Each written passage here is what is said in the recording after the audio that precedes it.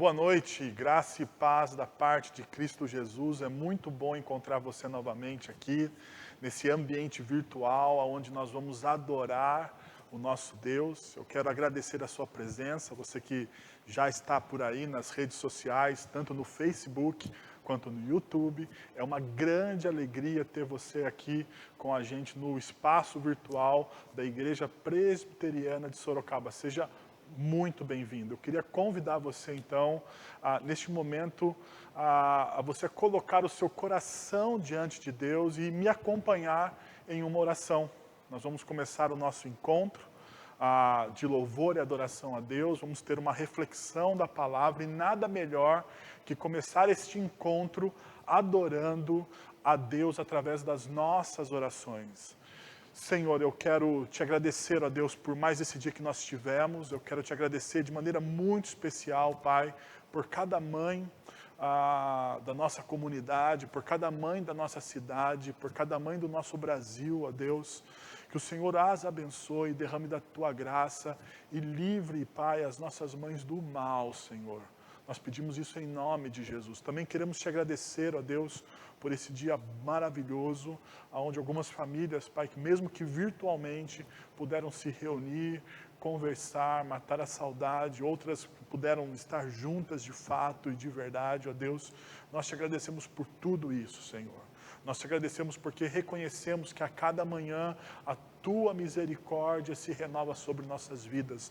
Nós te agradecemos, ó Deus, porque percebemos, apesar de todas as lutas, o cuidado do Senhor por nós, ó Deus, e em nós, ó Pai. Então nós te pedimos que o Senhor aceite nessa noite o nosso louvor e a nossa adoração, ó Deus. Que o Senhor encha o nosso coração com o teu Santo Espírito, Pai, que cada pessoa que está assistindo essa transmissão possa ser tocada, abençoada, ó Deus, através da ação poderosa do teu Santo Espírito, pois para o teu Santo Espírito não existe barreira, Senhor, de distância, Senhor. O Senhor está com o teu povo, o Senhor caminha com o teu povo, nós cremos nisso, isso é uma promessa que está na tua palavra, nas Escrituras, e nós nos apropriamos dessa promessa, ó Deus, para que o nosso coração tenha esperança, Pai, que a nossa esperança, que a nossa alegria, Senhor, seja a pessoa de Jesus, ó Deus. Nós te adoramos, nós te louvamos por este momento e nós queremos colocar, ó Deus, o nosso coração na tua presença. Nós oramos em nome do Senhor Jesus. Amém. Vamos ter um cântico preparando o nosso coração para esse momento de adoração.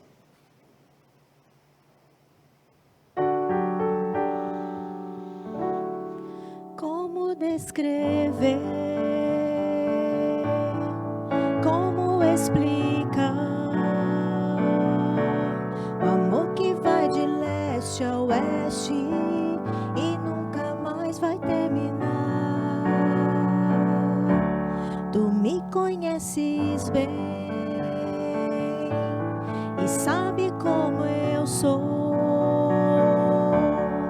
Não há como me esconder de ti, sempre sabes onde vou. É de coração tudo que eu disser,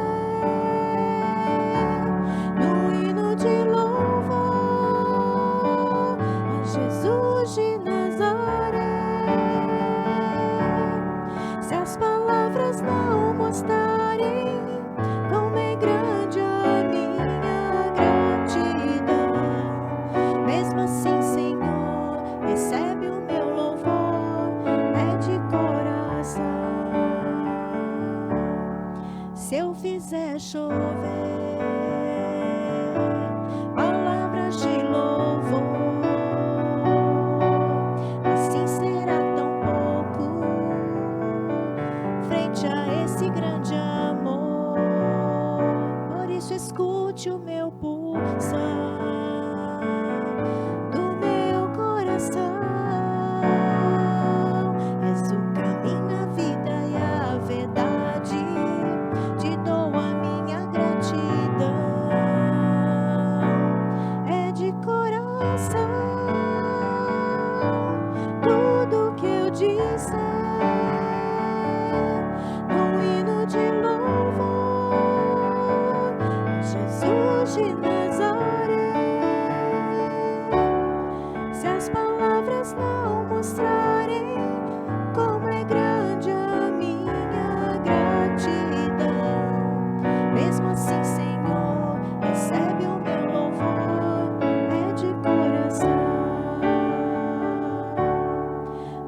Sim, Senhor, recebe o meu louvor, é de coração.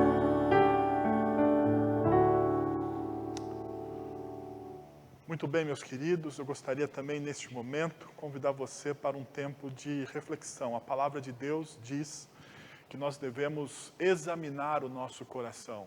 No Salmo de número 42, no versículo 11, o salmista nos ensina a fazer perguntas ao nosso coração. Ele diz: por que está tão triste, ó minha alma? Por que está abatida dentro de mim? Perceba, ele está perguntando ao próprio coração o que está acontecendo com ele, a própria alma dele, perguntando: Senhor, por que eu estou tão triste? Por que eu estou tão abatido? Por que eu estou tão desesperado? Por que me falta alegria? E neste momento eu gostaria de convidar você a fechar os seus olhos, a gente ficar um tempo. Eu sei que você talvez esteja aí na sua casa, diante de um celular, diante do computador ou até mesmo na frente de uma televisão, mas eu gostaria de convidar você a um exercício espiritual, a um exercício de fechar os seus olhos, abaixar a sua cabeça e se conectar e fazer a mesma pergunta que o salmista do Salmo 42 faz. Por que está tão triste? Talvez você não esteja triste, mas você pode fazer outras perguntas a Deus neste momento. Talvez você entrou nesse ambiente virtual para buscar respostas por alguns dilemas, algumas questões. Então eu quero te pedir que você faça essa oração, peça a Deus: eu tenho algumas perguntas, e coloque essas perguntas diante do Senhor. Eu quero convidar você a fazer isso. E daqui a um tempo nós vamos orar e depois nós vamos cantar mais uma vez uma oração de confissão, de busca, de presença. Pegue essa canção como uma oração para o seu coração. Convido você então a fechar os seus olhos, a baixar sua cabeça e a gente ter um tempo de oração.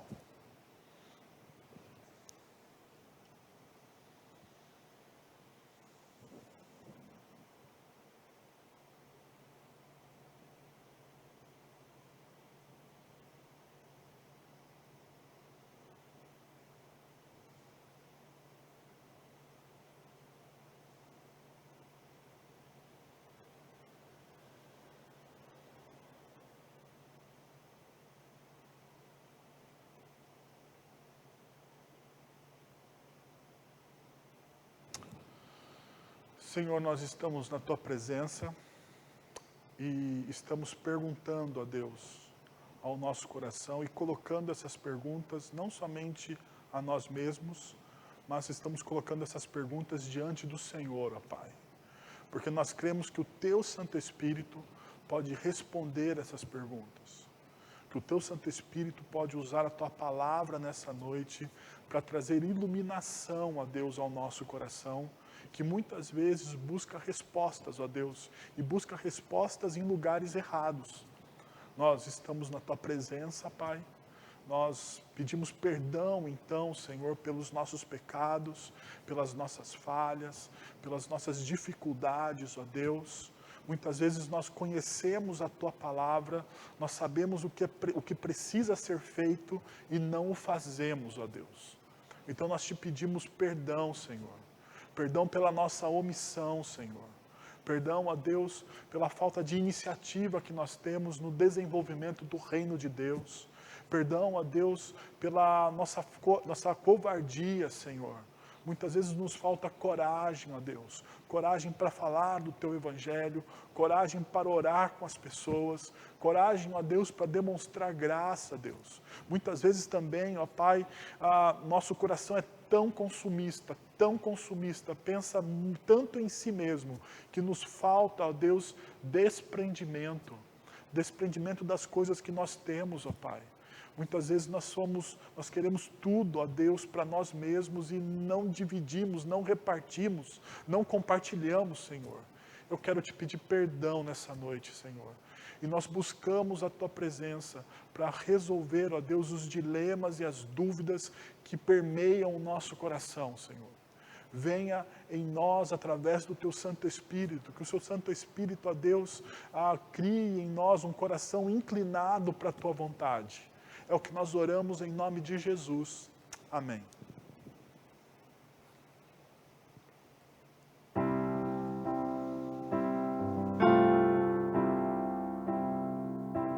Venho a ti me confessar, minha alma descansar, sem tuas mãos perdido estou, guia-me por teu amor.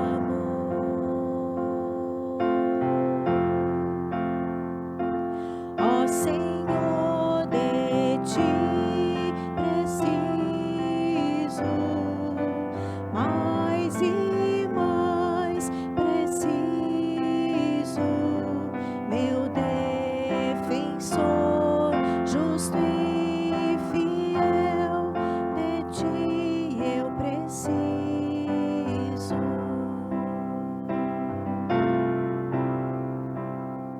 Se estou perdido, encontro a graça, e onde a graça tu estás, se estás aqui, a liberdade, tua vida em mim é santidade, ó Senhor.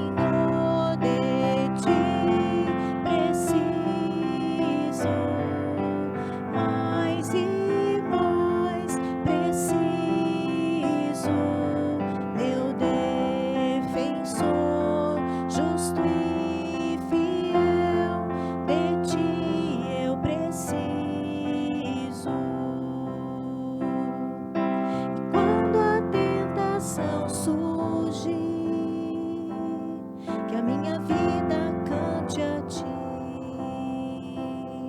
Se eu não conseguir mais suportar, teu amor me guardará.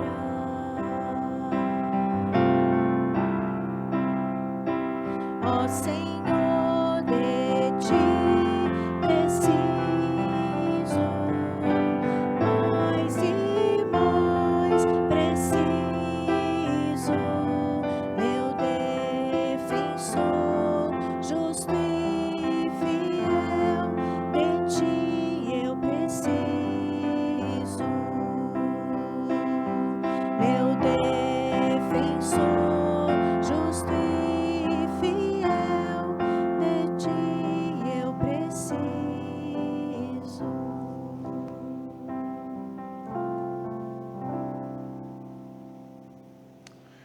Muito bem, eu espero que o seu coração esteja aquecido neste momento, já preparado, porque nós vamos ter um momento de adoração, de gratidão a Deus.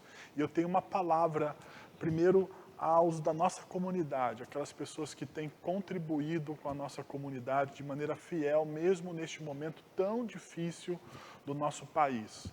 Eu quero agradecer a você pela sua fidelidade, por você ter contribuído e nesses últimos meses, mesmo com quarentena, com a suspensão dos nossos encontros presenciais, graças ao bom Deus, graças à misericórdia do nosso bom Deus, nossa comunidade tem conseguido honrar com todos os seus compromissos, e isso é fruto da bondade, da misericórdia de Deus, da fidelidade dos irmãos com a obra do Senhor. Então, aqui fica uma palavra de gratidão para vocês, que Deus os abençoe e continue derramando graça em abundância sobre a vida de vocês. E agora nós vamos ter um tempo de adoração. Convido você a cantar alguns hinos, algumas músicas em adoração a esse Deus bondoso.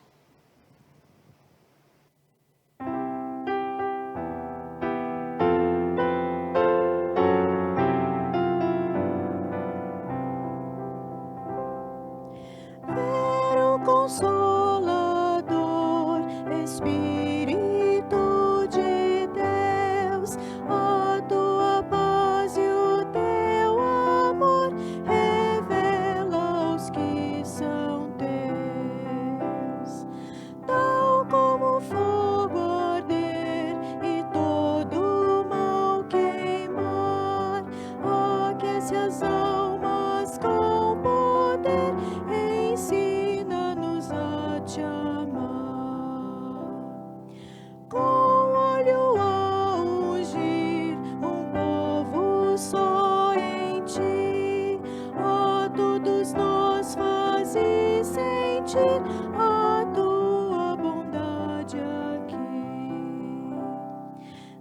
as trevas a brilhar com verdadeira luz.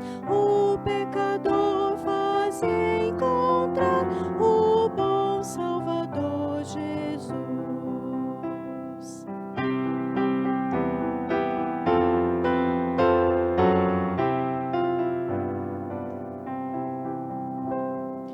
Como água tu serás, ó purificador,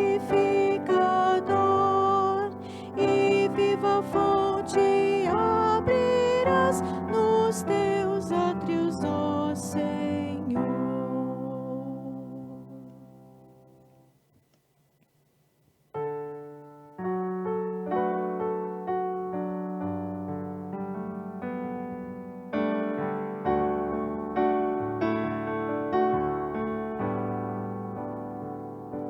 Um dia a gente aprende a confiar em um Deus que faz milagres, que ouve a nossa oração e se faz presente aqui.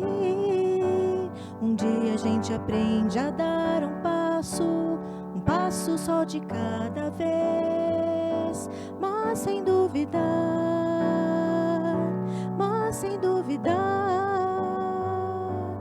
que Ele continua sendo bom, que Ele continua sendo Deus, Ele continua sendo bom, Ele continua sendo Deus. Então a gente chega o dia de viver tudo que se aprendeu e a enxergar até o que não se pode ver. Chega o dia de se entender, até ouvir um não de Deus, mas sem duvidar,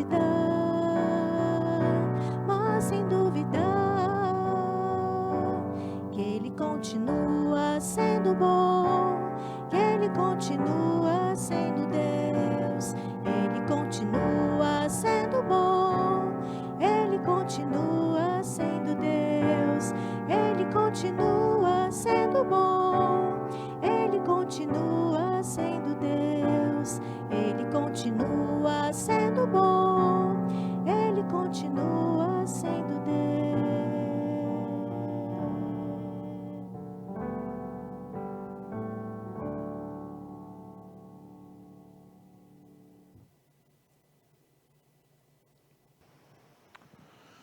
Muito bem, nós vamos começar o nosso momento de reflexão bíblica e nós estamos chegando à quarta mensagem da nossa série Enfrentando a Vida.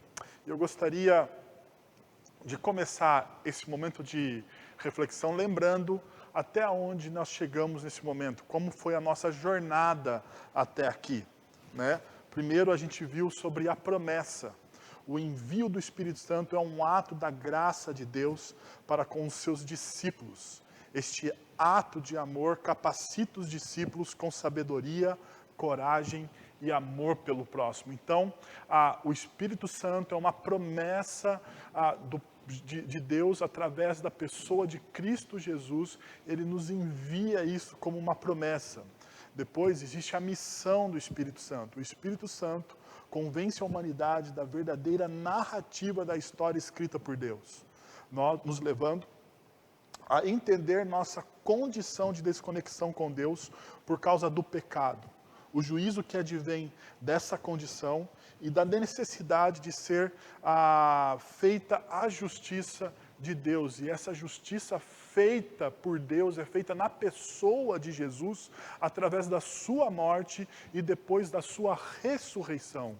Então, tudo aquilo que estava sobre nós, o Espírito Santo convence a humanidade, nos convence dessa verdadeira história, porque existem várias narrativas competindo com a verdadeira narrativa, com a verdadeira história que Deus está escrevendo. E essas falsas narrativas tentam tirar os nossos olhos, o nosso coração do foco da verdadeira história. Então o Espírito Santo, ele entra na história, ele vem sobre nós através do sacrifício de Cristo Jesus, e ele nos convence do juízo, ele nos convence da nossa condição do pecado, e também ele trata com a gente de forma justa. Ainda, ele traz transformação.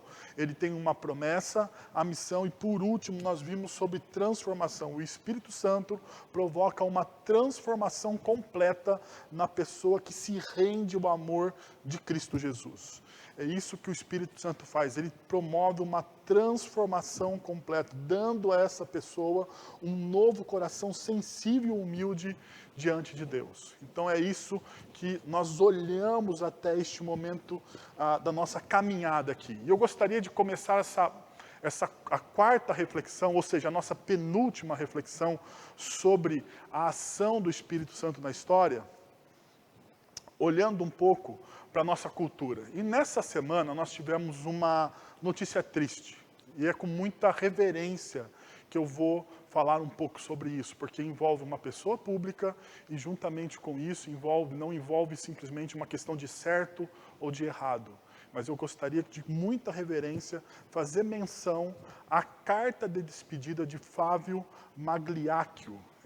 O ator Flávio Magliaccio, na última semana, cometeu suicídio. E ele deixou uma carta de despedida. E na carta de despedida dele diz o seguinte: me desculpem, mas não deu mais. A velhice neste país é o caos como tudo agora. A humanidade não deu certo. Eu tive a impressão que foram 85 anos jogados fora em um país como este. E com esse tipo de gente que acabei encontrando. Cuidem das crianças de hoje. Essa foi a carta de despedida do Flávio Magliaccio.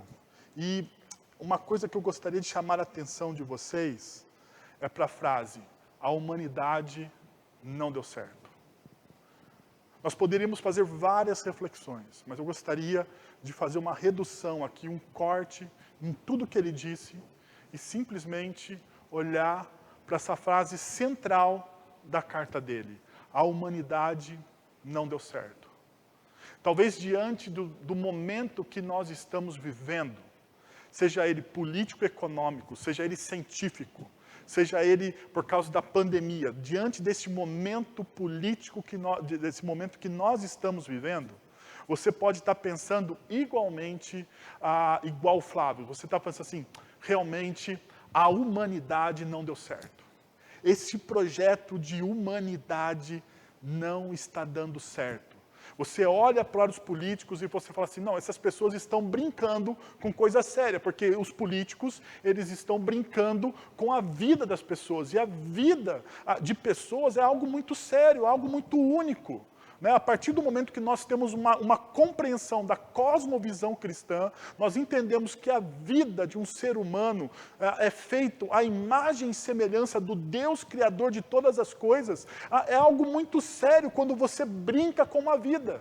E nós olhamos para os nossos políticos, sejam eles de direita, sejam eles de esquerda, do centro, seja qual for, você percebe que existe uma brincadeira, um jogo político, um jogo de poder, e eles estão usando vidas para atingir o poder pelo poder. E você pode olhar para essa situação e falar assim: a humanidade não deu certo. Ainda você pode olhar para a ciência, e talvez o seu coração esteja fixo na ciência, e falar assim: não, realmente a ciência vai nos livrar de tudo isso. Mas nós não temos uma resposta ainda científica plausível de que temos uma solução para essa situação da pandemia. Realmente nós estamos refém de um inimigo invisível. E a nossa ciência, o nosso conhecimento, toda a tecnologia, os supercomputadores, seja o que for, não nos livrou deste mal. Nos últimos anos, nós avançamos drasticamente em tudo isso. Nós conseguimos reverter a velhice, nós conseguimos extirpar alguns maus, né, algumas doenças. Nós vencemos muitas barreiras, mas diante de um inimigo invisível, de um vírus, de um microvírus, que nós não conseguimos enxergá-lo. Nós temos medo de pegarem até mesmo na maçaneta do nosso carro. Diante disso, a nossa ciência não tem uma resposta ainda conclusiva. E você, nesse momento, você pode pensar, não está dando certo. A humanidade não deu certo. Ainda você pode olhar para a sua própria família, porque está todo mundo hoje convivendo muito. Se uma das características da sociedade pós-moderna era o workaholic, a pessoa que está trabalhando demais e por isso está fora de casa, agora, por causa dessa quarentena, está todo mundo dentro de casa convivendo. E daí você convivendo com os seus familiares, com a sua esposa, com o seu marido, com os seus filhos, você pode olhar para esse seu pequeno mundo e você fala assim, o que aconteceu? Se transformou em um caos esse mundo que eu tinha. Talvez porque você terceirizasse toda a educação dos seus filhos para professores, para a igreja, agora você está precisando educar os seus filhos. Talvez você, de tanto trabalhar, não tinha uma convivência tão próxima com o seu cônjuge. Agora você tem que conviver com o seu cônjuge quase que 24 horas por dia. E você pensa assim, eu não fui feito para isso. Imagina, e daí você está olhando para mim e falando assim, realmente, Wellington, a humanidade não deu certo.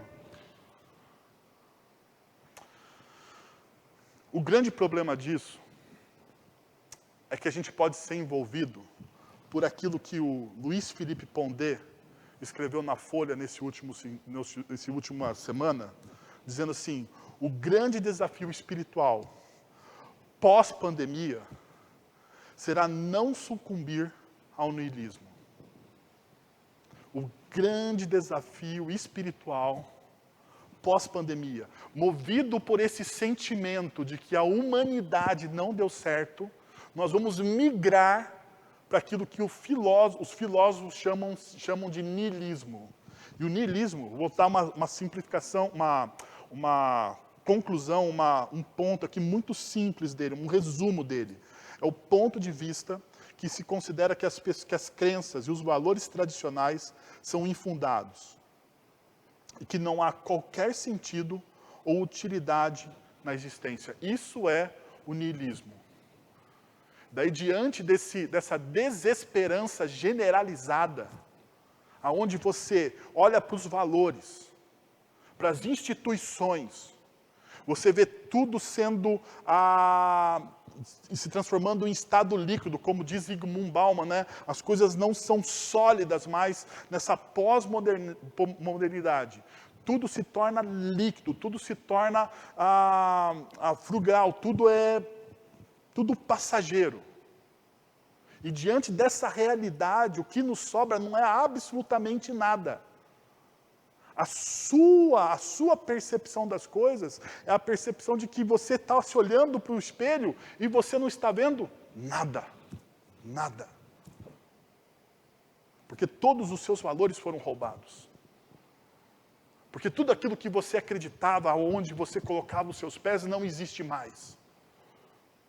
E a pergunta é, como é que eu vou então viver sem um fundamento? Então a gente volta para o início da nossa reflexão e a pergunta é, será que deu realmente certo? Talvez você fique desesperado com isso, mas será que realmente deu certo? Bom, diante disso, nós estamos meditando sobre a narrativa do pós-morte e ressurreição de Cristo Jesus. Cristo Jesus, ele entra na história da humanidade para criar um corte nessa história. Existe o antes e o depois dessa presença física do Deus encarnado, Cristo Jesus. E essa história tem sido construída, nós como reformados acreditamos nisso, essa história tem sido construída, tem sido narrada desde o Gênesis. Desde o Gênesis, passando por Noé, pelas grandes alianças, por Abraão, por Adão, Noé, Abraão, Moisés, Davi, as grandes alianças, e essas alianças apontando para uma progressão aonde tudo vai culminar na história em Cristo Jesus. Então, quando Cristo Jesus entra na história, ele está cumprindo todas as expectativas daquilo que nós olhamos no Antigo Testamento. Todas as promessas do Antigo Testamento estão sendo cumpridas em Cristo Jesus. Então, quando Cristo Jesus ele entra, sua morte e sua ressurreição, a gente percebe que depois de 50 dias, 40 ou 50 dias, tem a descida do Espírito Santo em Atos capítulo 2. Mas antes disso, em Mateus capítulo 28, versículo 19, a gente tem a famosa grande comissão: vão e façam discípulos de todas as nações. Praticamente, na ascensão em Atos capítulo 1, nós vemos novamente a mesma grande comissão sendo falada por discípulos, mas não mais narrada por Mateus, mas agora narrada por Lucas no livro de Atos. Então eles dizem: serão minhas testemunhas em Jerusalém, Judéia, Samaria e nos confins da terra. Vão e façam discípulos, e vocês serão as minhas testemunhas em Jerusalém, Judéia, Samaria e nos confins da terra. É a mesma grande comissão. Jesus está subindo aos céus. Dias depois, tem a descida do Santo Espírito. Mais tarde, a gente tem em Atos capítulo 8, a expansão da igreja. Perceba, Atos capítulo 2, descida do Espírito Santo de Deus. Atos capítulo 8, a expansão da igreja de Jerusalém. A pergunta que eu gostaria de fazer para você, que talvez você que lê a Bíblia regularmente, tem uma intimidade um pouco maior com a Bíblia, se você não tem, não fica preocupado que eu vou te dar essa resposta daqui a pouco, mas se você tem uma intimidade maior com a Bíblia, pergunta: a expansão da igreja foi algo assim natural? Ela foi voluntária? Os discípulos olharam e falaram assim: bom, Jesus ele disse que nós deveríamos fazer discípulos em Jerusalém, ok, nós estamos em Jerusalém. Ele disse que nós deveríamos fazer discípulo em toda a Judéia, e depois nós irmos para Samaria, e depois nós passarmos aos confins da terra. Ou seja, nós precisamos expandir o reino de Deus até o final. Os discípulos, os primeiros discípulos, eles tinham uma consciência plena a respeito disso? Perceba, nós estamos falando disso pós-descida do Espírito Santo. E perceba que de Atos capítulo 2 até Atos capítulo 8, os estudiosos dizem que foi de 3 a 5 anos. 3 a 5 anos para ter a expansão da igreja. Daí você pode estar olhando para mim e falando assim: Wellington, é lógico, eles estavam treinando pessoas, eles estavam discipulando pessoas, eles estavam preparando missionários, eles estavam planejando a expansão da igreja. A pergunta é: será que eles estavam planejando a expansão da igreja? Será que eles estavam realmente cumprindo o que Jesus disse na história? Ou mudanças inesperadas, ou redirecionamentos de planos? Qual que é a diferença disso? Foram mudanças inesperadas ou não? Teve um redirecionamento do plano a partir daquilo que Deus estava fazendo na história? Deixa eu mostrar para vocês Atos capítulo 8, versículos de 1 a 2. Diz o seguinte: naquele dia teve início uma grande perseguição contra a igreja em Jerusalém. Todos, exceto os apóstolos, foram dispersos pela região da Judéia e da Samaria. Alguns homens piedosos sepultaram Estevão e fizeram grande lamentação por ele. Saulo, porém, queria destruir a igreja, indo de casa em casa, arrastando homens e mulheres, lançando-os na prisão. Vamos lá? Perceba aqui algumas coisas. Primeiro, naquele dia iniciou uma grande perseguição contra a igreja. A expansão foi planejada? Ou a expansão foi um redirecionamento de Deus? Porque nós cremos que Deus é soberano sobre todas as coisas. Que nada acontece nas nossas vidas se Deus não permite. Então, provavelmente, Deus permitiu a perseguição, provavelmente não, com certeza, Deus permitiu a perseguição da igreja, para que ela pudesse ser expandida. Agora tem alguns princípios nisso aqui que nós estamos lendo. Saindo da zona de conforto para reencontrar o significado. Porque a igreja, até Atos capítulo 8, ela estava lá, ela estava cuidando, eles estavam pregando, eles estavam se reunindo, eles estavam adorando, eles estavam aprendendo com os apóstolos, eles tinham eleitos diáconos para cuidar das viúvas, para cuidar da distribuição dos alimentos, para cuidar da assistência social da igreja. Então, aquela igreja era uma igreja viva.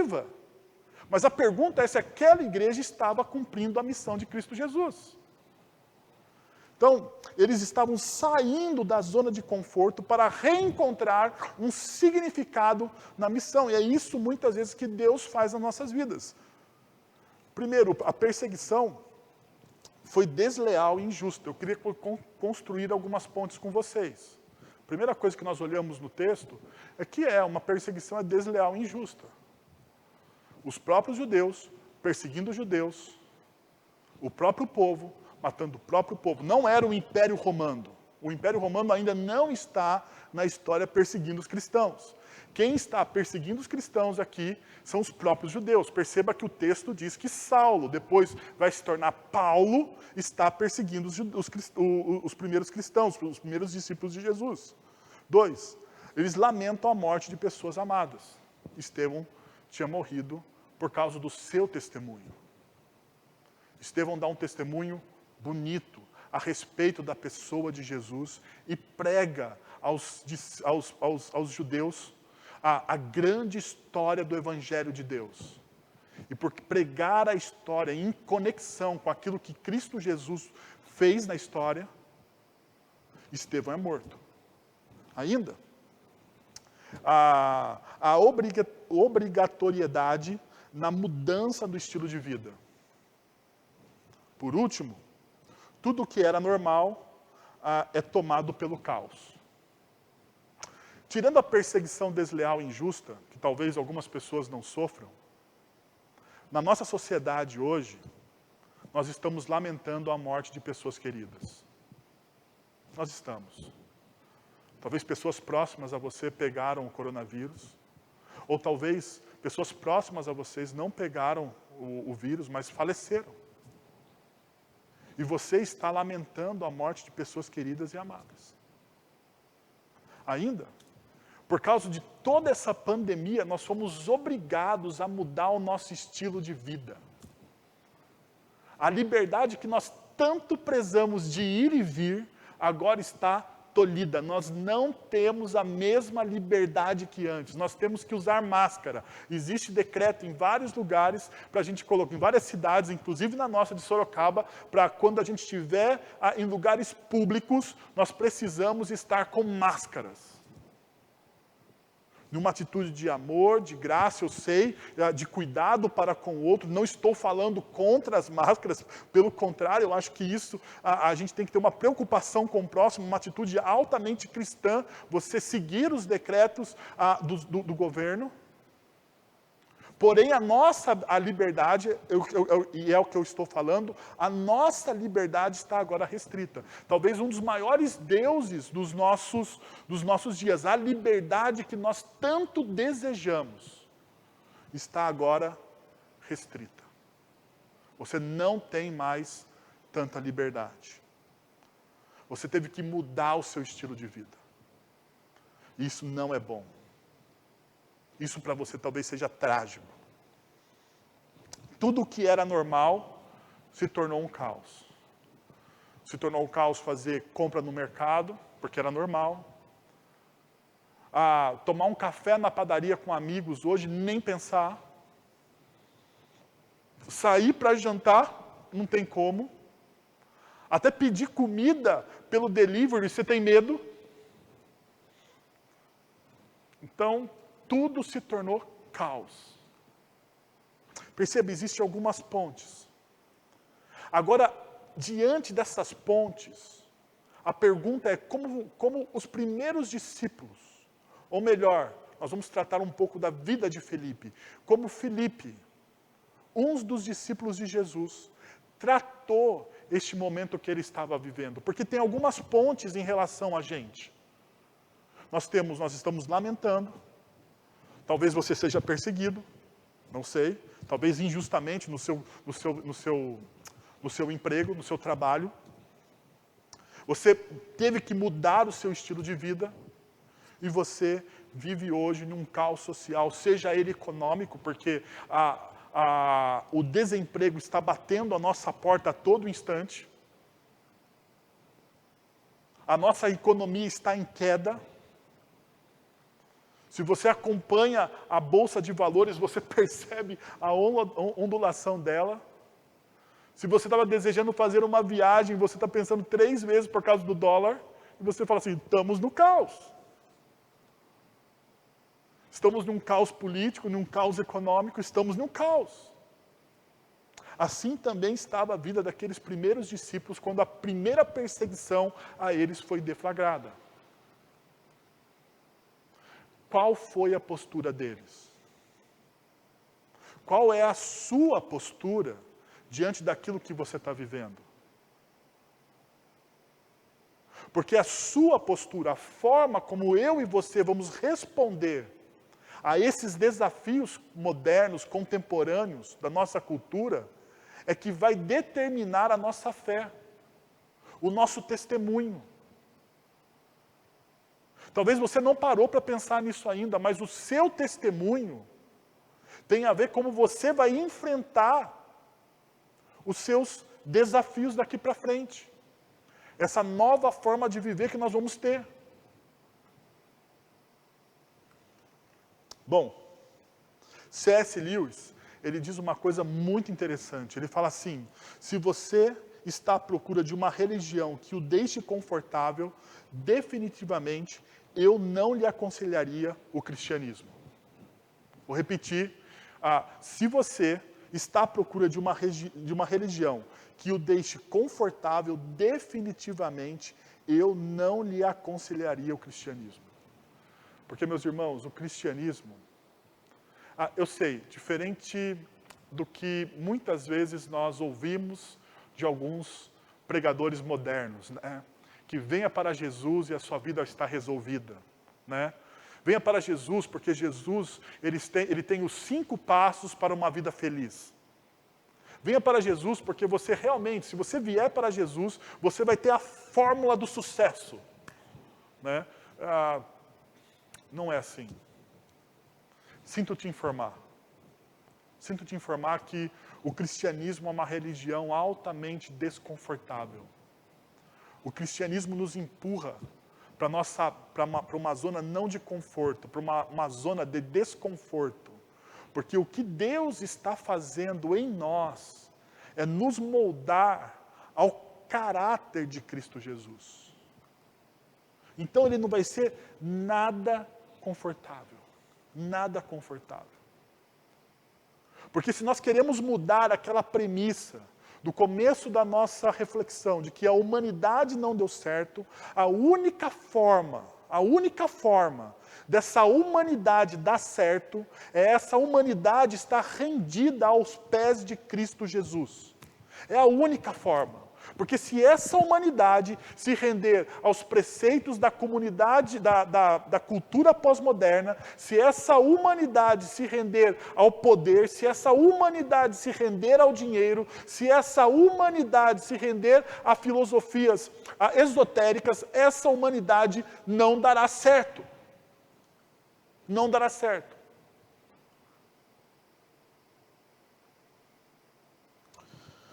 Deixa eu mostrar para vocês, então, alguns princípios a respeito, ou melhor, hoje eu vou fazer um sermão de um ponto só. E o ponto é, mova-se na direção do que o Evangelho pode fazer. mova-se na direção do que o Evangelho pode fazer. O versículo 5 diz o seguinte: e os que haviam sido dispersos pregavam a palavra para onde quer que fosse. Indo Filipe para Samaria, para uma cidade de Samaria, ali lhes anunciava o Cristo. Eu acho que aqui começa a primeira transformação e o primeiro momento de ressignificado na vida de Filipe. Deus está ressignificando Filipe aqui. E como Deus está fazendo isso? Perceba, para onde Filipe foi? Filipe foi para Samaria, para uma cidade de Samaria. Se você não sabe, Samaria foi a capital do Reino do Norte, a capital do Reino de Israel. Em 1930 a.C., mais ou menos, depois da morte do rei Salomão, houve um racha entre o Reino do Sul e o Reino do Norte. Houve um racha no povo judeu. O Reino do Sul ficou conhecido como o Reino de Judá, e o Reino do Norte ficou conhecido como o Reino de Israel. A sua capital era Samaria. Com esse racha, os que moravam no norte não poderiam ir adorar no templo em Jerusalém, então lá em Samaria eles construíram uma nova forma de adoração. Mas não durou muito tempo, porque quando os babilônicos invadiram o Reino do Norte, eles mudaram toda a cosmovisão daquele reino, e os samaritanos ficaram meio que judeus mestiços. Toda a cultura babilônica entrou na cultura samaritana, do Reino do Norte, do Reino de Israel, e isso trouxe um grande prejuízo para a espiritualidade daquele reino, tanto que os judeus olhavam para os samaritanos com desprezo, porque eles não eram um judeu de sangue puro. Eles eram um judeuzinho vagabundo, porque eles não tinham a linhagem pura, eles não adoravam mais no templo de Jerusalém, e os costumes da Samaria eram completamente diferentes daquilo que a palavra de Deus muitas vezes ditava. Então perceba, para onde Filipe é levado por causa da mudança? Filipe é levado para uma cidade de Samaria. Deixa eu te fazer uma pergunta. Filipe, apesar do nome, apesar do nome grego, talvez um judeu helênico, mas ele era um judeuzão. Filipe, segundo os estudiosos, ele era provavelmente um dos discípulos que estava entre os 40 discípulos de Jesus, aquele grupo maior de discípulos que caminhava com Jesus. Filipe, ele ouviu Jesus de perto, ele caminhou e ele tinha um grande orgulho por Jerusalém e por ser um judeu de sangue puro. Assim como Paulo, por exemplo, ou Saulo, melhor dizendo. Agora pensa comigo. Filipe, um judeu de sangue puro, alguém que ama a palavra de Deus, alguém que viu o Cristo, indo para Samaria. Pergunta, era fácil?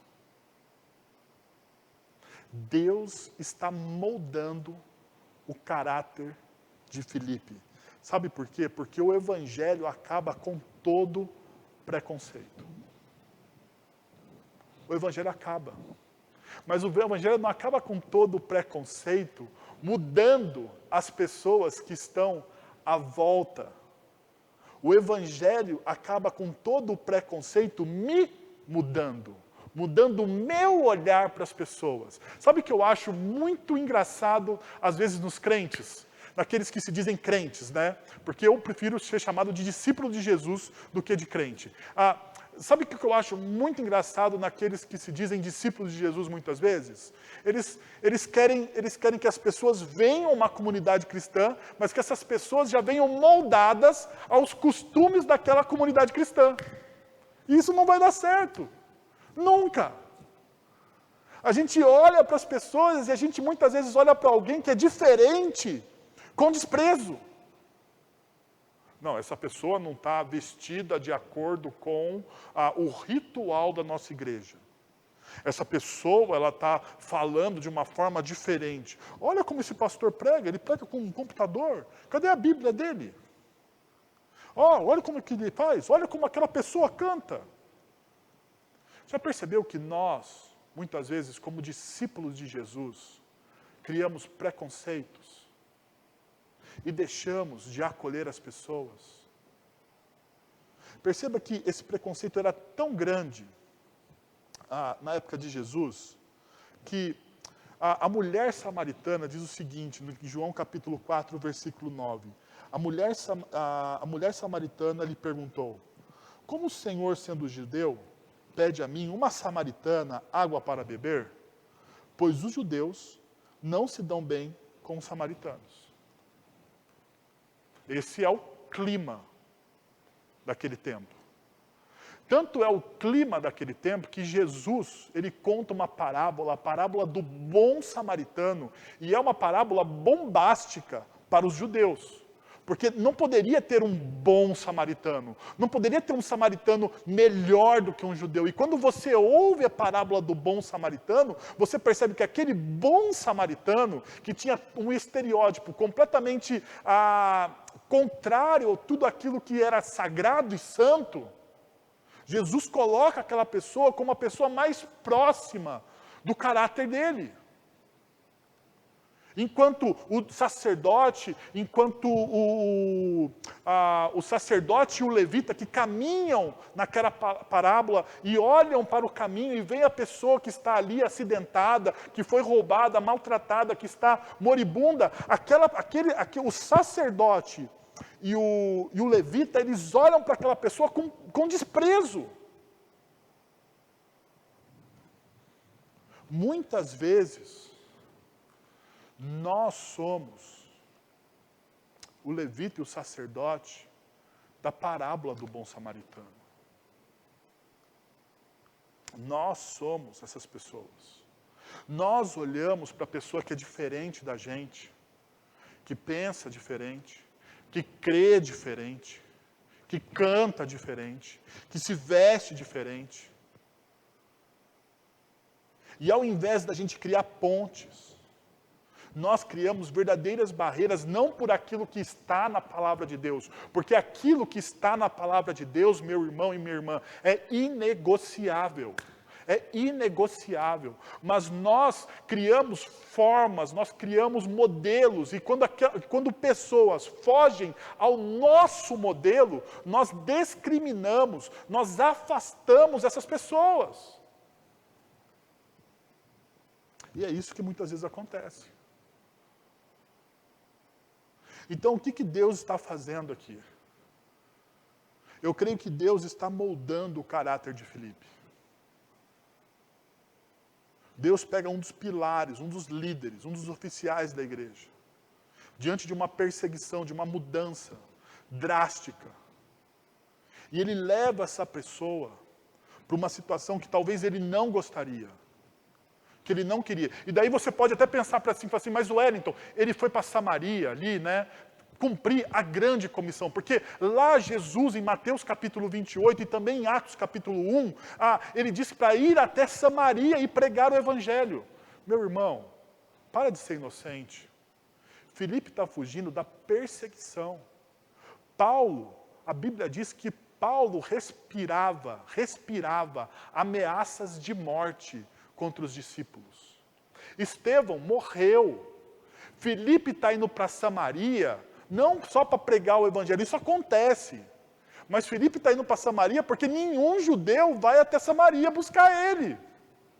É por isso que ele está indo para Samaria. Esse é o primeiro movimento dele. Mas lógico, chegando em Samaria, ele faz uma coisa. Ele prega o evangelho. Ele prega o evangelho. E essa é uma postura que nós vamos exaltar. Fique calmo. Mas a gente precisa olhar com as lentes reais da palavra de Deus. E não com lentes românticas. E é nessa realidade que o Espírito Santo trabalha o nosso coração e molda o nosso coração para aquilo que ele está fazendo.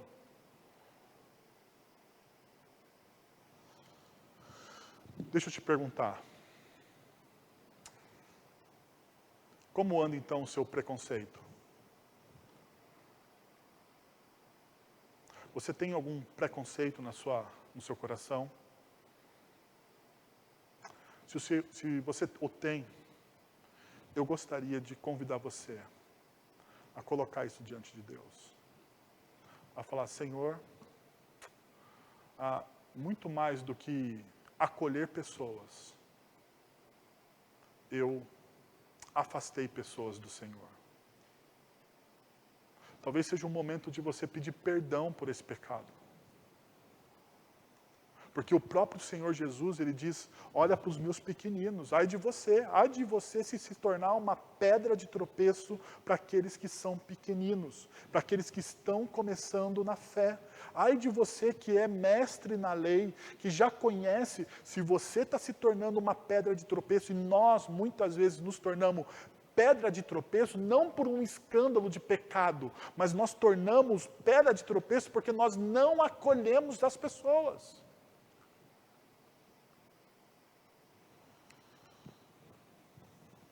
O texto continua dizendo o seguinte: quando a multidão ouviu Filipe e viu os sinais miraculosos que ele realizava, deu unânime atenção ao que ele dizia.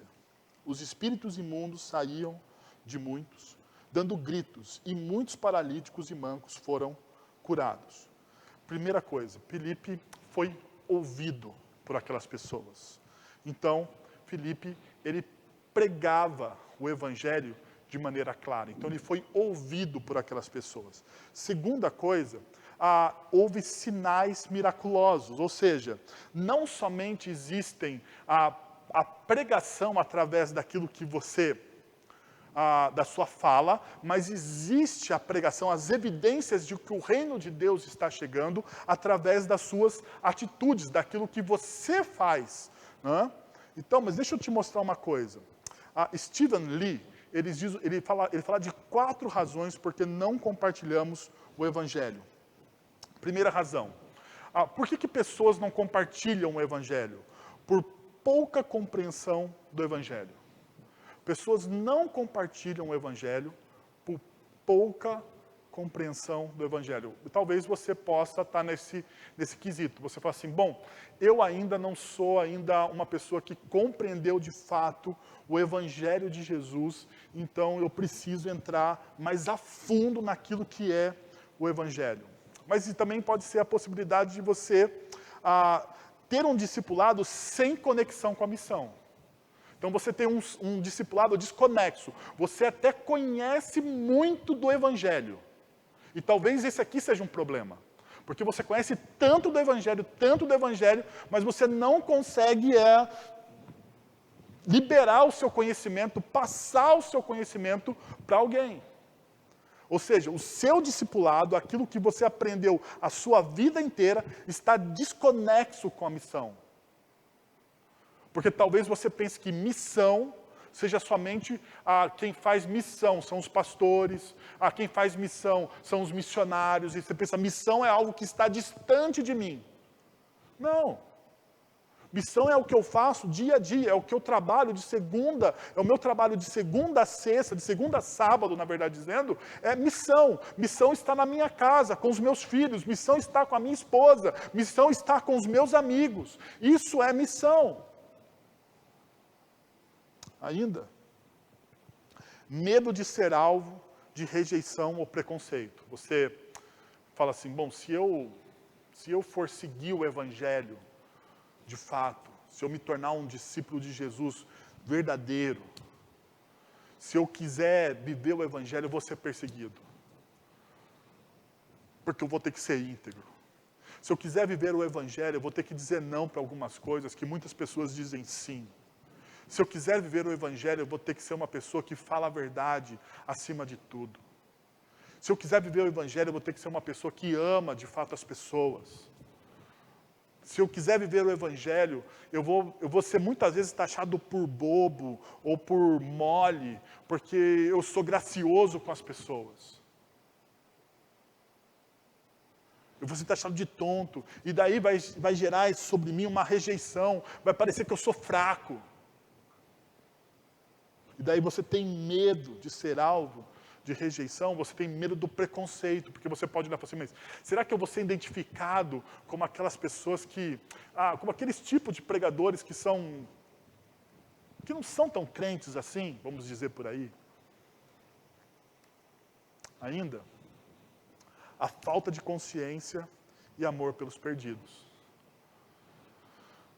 Talvez você não tenha amor por aqueles que ainda não conhecem Cristo Jesus. Você pensa da seguinte forma, bom, eu estou salvo, o resto é o resto. Eu estou salvo, o resto é o resto. O importante é que eu já estou salvo. Então, não me importa o meu próximo, não me importa o vizinho da baia de onde eu trabalho, não importa ninguém, porque afinal de contas eu estou salvo. A pergunta é, será? Com esse tipo de pensamento? Bom, mas se você quer mudar essa perspectiva na sua vida, deixa eu apresentar aquilo que eu chamo de os 3 Cs para alcançar os seus amigos e parentes. Primeira coisa, se você quer alcançar alguém para Cristo Jesus, converse com Deus. Se você quer alcançar alguém para Cristo Jesus, se você quer que uma pessoa conheça o Evangelho de Cristo, você realmente precisa, neste momento, conversar com Deus. Você precisa falar, Deus, olha, eu quero atingir essa pessoa, me dá as melhores estratégias. Conversa com Deus sobre o que você quer fazer. Segunda coisa, conecte-se com a pessoa. É muito importante que você se conecte com a pessoa. Terceira coisa, conte a sua história. É muito importante você contar a sua história. O que Deus está fazendo na sua vida.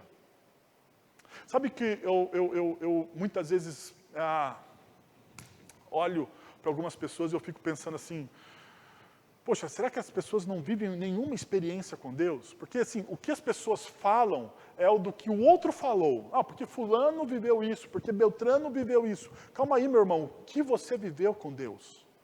O que Deus fez por você? Como Deus te libertou, te livrou? Como Deus mudou o seu caráter? Como Deus tem moldado o seu caráter? É impossível você ter uma história numa igreja, numa comunidade, você sentar domingo após domingo, num banco de uma igreja, e você não perceber Deus mudando a sua história. Deus mudando o seu caráter. Mas deixa eu dar uma ênfase agora nesse segundo ponto. Conecte-se com as pessoas. Como que a gente faz isso? Porque aqui é a chave, esse aqui é o miolo. Primeiro, conversa com Deus é uma ação sua. Segundo, conte a sua história. Você só pode fazer esse conte a sua história se você se conectou com a pessoa. Se você não consegue se conectar com a pessoa, a sua história vai entrar por um ouvido e vai sair pelo outro e você não será bem sucedido na sua missão. Mas deixa eu te mostrar então como você se conecta com a pessoa. Primeiro, estabeleça um relacionamento. Abra o seu coração, estabeleça um relacionamento. Segundo, escute mais, fale menos. Pergunte para a pessoa qual que é a história dela, escute a pessoa. As pessoas hoje precisam ser ouvidas.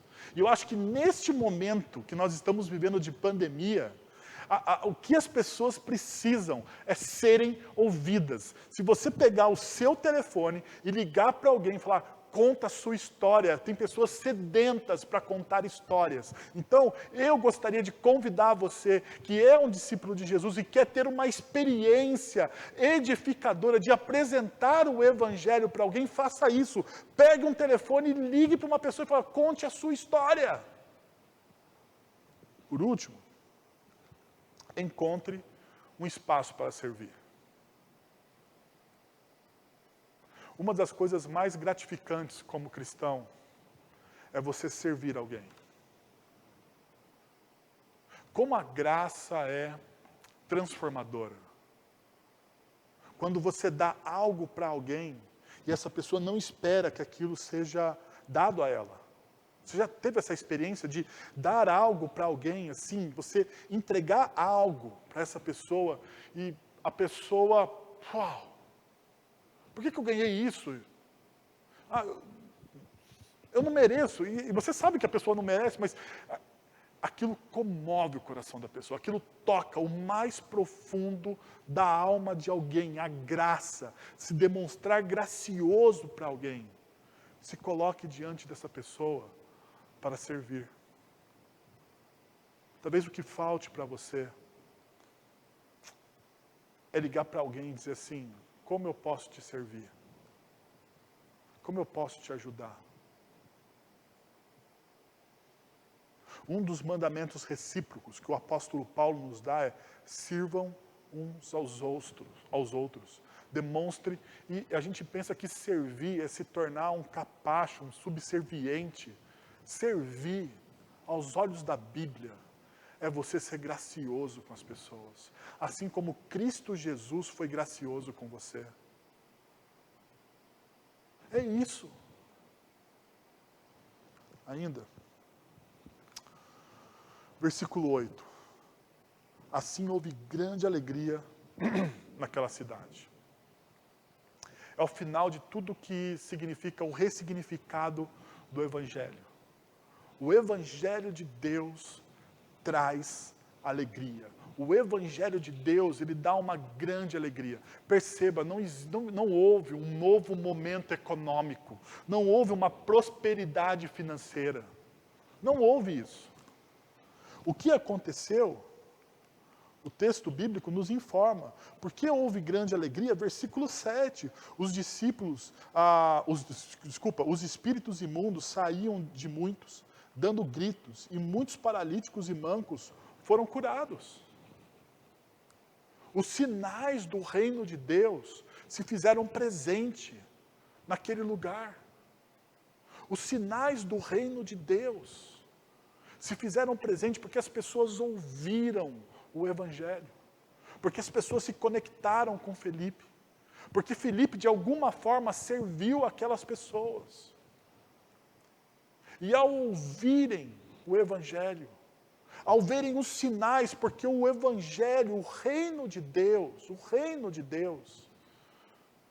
quando ele chega, ele transforma a vida de uma pessoa. Perceba o que diz o texto de 2 Coríntios, capítulo 10, versículos de 4 a 5. Diz, as armas com as quais lutamos não são humanas. Ao contrário, são poderosas em Deus para destruir fortalezas. Destruímos argumentos de toda pretensão e toda pretensão que se levanta contra o conhecimento de Deus. E levamos cativo todo o pensamento para torná-lo obediente a Cristo. Isso é libertação. Paulo está olhando para os coríntios e falando assim, olha, as nossas armas, as nossas grandes armas, não são armas humanas, ao contrário, elas são poderosas em Deus. E perceba, ele fala destruir argumentos, o que ele está falando aqui é de filosofias, é de cosmovisões. O Evangelho, quando chega, ele destrói as narrativas erradas do mundo, ele destrói as cosmovisões equivocadas do mundo, e ele instala na pessoa a verdadeira narrativa, que é o Evangelho de Cristo Jesus, e aquilo que o Deus Pai está fazendo na história, através do Espírito Santo. É isso que o Evangelho faz, então ele destrói os argumentos, ele destrói toda a pretensão que se levanta contra o conhecimento de Deus. E olha o que ele faz, ele leva cativo todo o pensamento, para torná-lo o quê? Obediente a Cristo Jesus.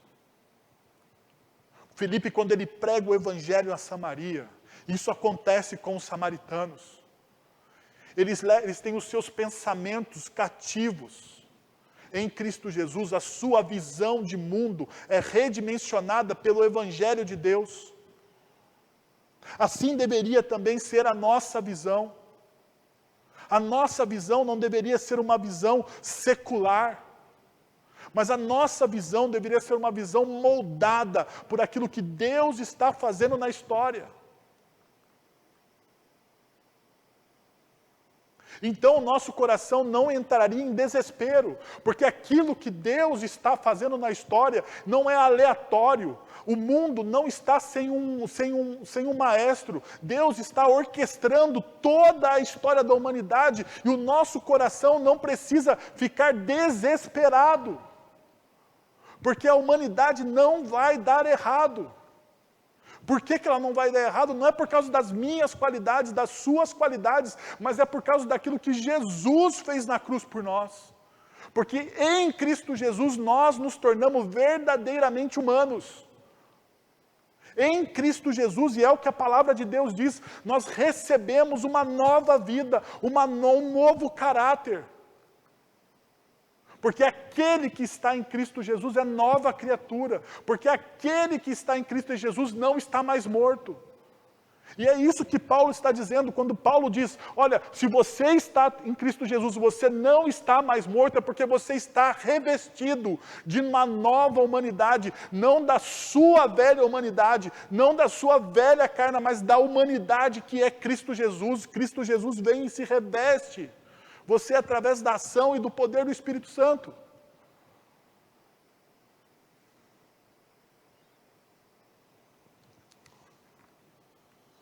Tim Keller ele diz o seguinte: a maioria dos cristãos querem apenas sobreviver na cidade. E os melhores cristãos querem conquistar algumas coisas na cidade, algumas pessoas na cidade. Um cristão que foi mudado pelo Evangelho quer a alegria da cidade como um todo. O que você não quer é apenas sobreviver. Eu não quero ser um sobrevivente. Eu creio que você também não quer ser um sobrevivente. Deus não nos fez para sermos apenas sobreviventes. A estratégia de Deus para curar o mundo foi trazer alegria para a cidade. E Deus traz a alegria plena em Cristo Jesus. Por isso que o apóstolo Paulo, em Filipenses capítulo 2, ele diz, eu aprendi o segredo de viver contente, satisfeito, alegre. Eu aprendi o segredo. Então Deus não me fez para ser um sobrevivente. Deus me fez através de Cristo Jesus, nova criatura, para viver uma vida plena, porque é o que Jesus diz, porque nós teremos vida e vida em abundância.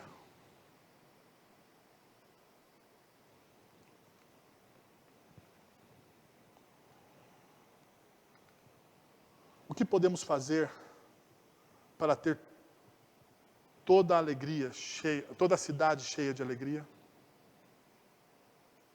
Como podemos servir a cidade?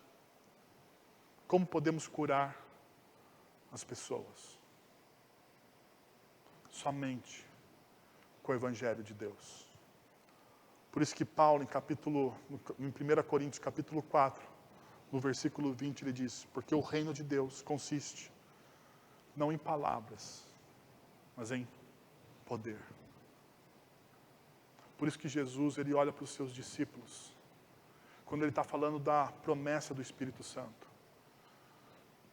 Ele diz para os seus discípulos, vocês farão coisas maiores do que eu fiz. Vocês receberão poder. Essa é a promessa que está sobre nós. E esse poder, ele faz com que nós não caiamos, nós não fiquemos desesperados. Deus não nos deixa cair em desespero, porque Ele deu poder. Poder que vem do Espírito Santo. Eu queria convidar você a pensar nessas perguntas. Talvez você fale assim, mas a cidade, Wellington, a cidade. Deixa eu lembrar uma coisa. A nossa igreja, ela está no coração da cidade. A nossa igreja é uma igreja para o coração da cidade. Deus nos colocou aqui por um motivo. Eu gostaria de convidar você nos próximos dias, nos próximos meses, você usar esse tempo de quarentena para orar e pedir para Deus, Deus, o que o Senhor está me chamando para fazer? Daí você pode pensar assim, mas, Wellington, eu já fiz tanta coisa, eu quero que você lembre de Josué e Caleb, que depois, aos 80 e poucos anos de idade, Josué e Caleb, eles têm força para entrar e tomar posse da terra, porque aquilo era uma promessa de Deus. Que Deus renove a sua força e te dê alegria e uma visão para a cidade.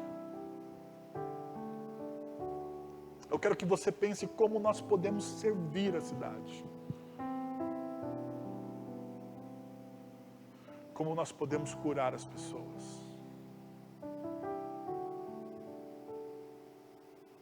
Senhor, muito obrigado, Pai, por essa palavra. Muito obrigado, porque o Senhor nos desafia a mudar a nossa forma de ver as coisas, ó Deus. O Senhor não nos abandona ao desespero. O Senhor não nos abandona, Deus. O Senhor cumpre a Tua promessa. O Senhor é o Deus presente. É o Emanuel, é aquele que caminha com o povo. E o Senhor está conosco neste momento, caminhando. Muitas vezes nós não o vemos, ó Deus, nós não o percebemos. Mas o Senhor está lá, trabalhando a nosso favor, porque o Senhor não descansa. O Senhor está todo o tempo cuidando do seu povo. E neste momento, ó Deus, de luta, de dificuldade, o Senhor está cuidando de cada família dessa igreja, de cada família dessa cidade. Eu quero te pedir, Pai, que o Senhor os cubra com a Tua graça, com a Tua misericórdia, que eles experimentem do poder do reino de Deus, que eles experimentem da ação do Teu Santo Espírito, porque o reino de Deus é poder de Deus. O Espírito Santo de Deus é poder de Deus sobre nossas vidas. Nos dá essa visão, Senhor.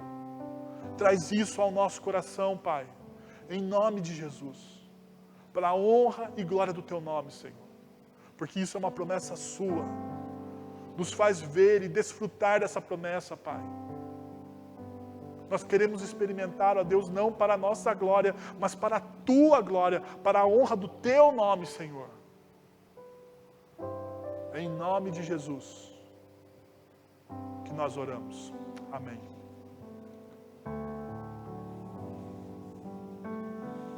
Confesso a Ti, Senhor, que fraco eu sou, mas forte Tu és. Eu venho a Ti, Senhor, sem nada pra dar, só quero pedir, vem, ajuda-me, ó Deus. Um coração quebrantado e humilde, não rejeita, Senhor. Estende a mim Tua graça e deixe Teu amor fluir. Por misericórdia nós clamamos, faz chover perdão e graça sobre mim, perdão e graça, e lava-me, Senhor, pois hoje eu preciso do Teu amor. Confesso a Ti, Senhor, que fraco eu sou, tão fraco eu sou, mas forte Tu és. Eu venho a Ti, Senhor, sem nada pra dar, só quero pedir, vem, ajuda-me, ó Deus. Um coração quebrantado e humilde, não rejeita, Senhor. Estende a mim Tua graça e deixe Teu amor fluir. Por misericórdia nós clamamos, faz chover perdão e graça sobre mim, perdão e graça, e lava-me, Senhor, pois hoje eu preciso do Teu amor. Faz chover perdão e graça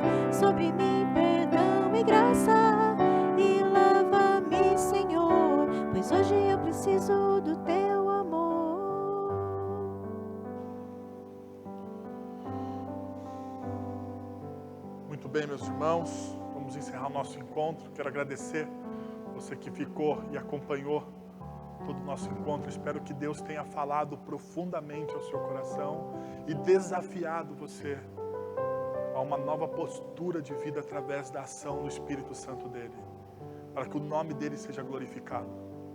Vamos receber a bênção do Senhor. Agora, irmãos, que a graça de nosso Senhor e Salvador Jesus Cristo, o amor de nosso Deus e Pai, o conselho, o consolo, o poder e a ação do Santo Espírito de Deus estejam sobre vocês agora e pelos séculos dos séculos. Amém. Deus abençoe. Uma excelente noite. Semana que vem nos encontramos neste mesmo horário.